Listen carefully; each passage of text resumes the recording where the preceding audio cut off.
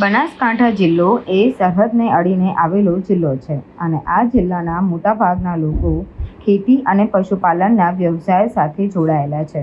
પરંતુ તાજેતરમાં જ થરાદ વિસ્તારમાં આવેલા ભારે વરસાદના કારણે અનેક તાલુકાઓમાં જળબંબાકાર જેવી સ્થિતિ સર્જાઈ હતી, જેથી ખેડૂતો અને પશુપાલકોને ભારે મુશ્કેલીનો સામનો કરવો પડ્યો હતો. ત્યારે સરહદી પંથક ગણાતા થરાદ તાલુકાના નાગલા ગામમાં હજુ પણ વરસાદી પાણી ભરાયેલા જોવા મળી રહ્યા છે.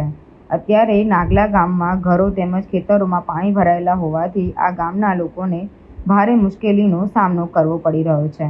વર્ષ 2015 અને 2017માં આવેલા પૂર બાદ નાગલા ગામમાં તમામ વિસ્તાર પાણીમાં ગરકાવ થઈ જાય છે, જેથી ગામમાં અન્ય સ્થળે જવા માટે કોઈ પણ લોકો જઈ શકતા નથી.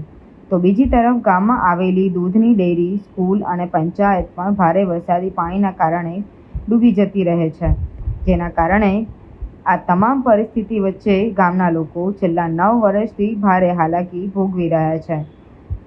આ સિવાય અવરજવર કરવા માટે કોઈ જ રસ્તો ન હોવાને કારણે ગામના લોકો પાણીમાંથી જીવના જોખમે ચાલવા મજબૂર બન્યા છે.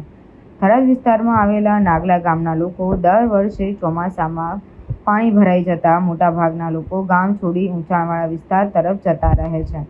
આ તમામ પરિસ્થિતિને લઈ ગામના લોકોએ અવારનવાર વહીવટીતંત્રથી માંડી સરકાર સુધી અનેક રજૂઆત કરી છે, પરંતુ આજ દિન સુધી આ ગામના લોકોની જે પણ પાણી ભરાવાની સમસ્યા છે તેનો ઉકેલ નથી આવ્યો, જેના કારણે તાજેતરમાં જ પડેલા ભારે વરસાદના કારણે થરાદ વિસ્તારનું નાગલા ગામ ફરી એકવાર પાણીમાં ગરકાવ થઈ ગયું છે. આપ જે પ્રમાણે ટીવી સ્ક્રીનમાં દ્રશ્યો જોઈ રહ્યા છો, આ કોઈ નદી કે મોટા તળાવના વિડીયો નથી, પરંતુ આ વિડીયો છે નાગલા ગામના. અત્યારે સામાન્ય વરસાદમાં જ આ ગામ આખું વરસાદી પાણીમાં જતું રહ્યું છે. જ્યાં નજર કરીએ ત્યાં માત્ર પાણી જ પાણી જોવા મળી રહ્યું છે.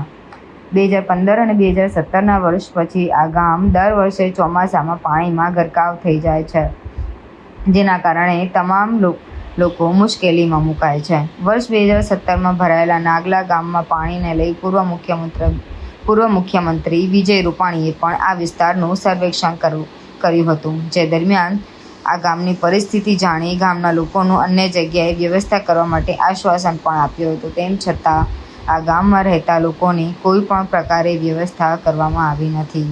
જે દરમિયાન વર્ષ 2020માં ફરી એકવાર ગામમાં પાણી ભરાઈ જતા 106 જેટલા પરિવારોના ઘર પાણીમાં જતા રહ્યા હતા. તમામ પરિસ્થિતિઓને લઈ સ્થાનિક લોકોએ પ્રાંત કચેરીએ પાણીના નિકાલ માટે વર્ષ 2017થી રજૂઆત કરી હતી, પરંતુ આજ દિન સુધી આ પાણીનો કોઈ પણ પ્રકારનો નિકાલ કરવામાં આવ્યો નથી, જેના કારણે ફરી એકવાર તાજેતરમાં જ ભારે વરસાદને લઈ આ ગામ આખું પાણીમાં ડૂબી ગયું છે. ત્યારે હાલ તો ગામના લોકો માંગ કરી રહ્યા છે કે તાત્કાલિક ધોરણે વહીવટીતંત્ર દ્વારા આ ગામના લોકોને જે વરસાદી પાણી ભરાઈ જાય છે તેનાથી કાયમી નિકાલ કરી આપવામાં આવે.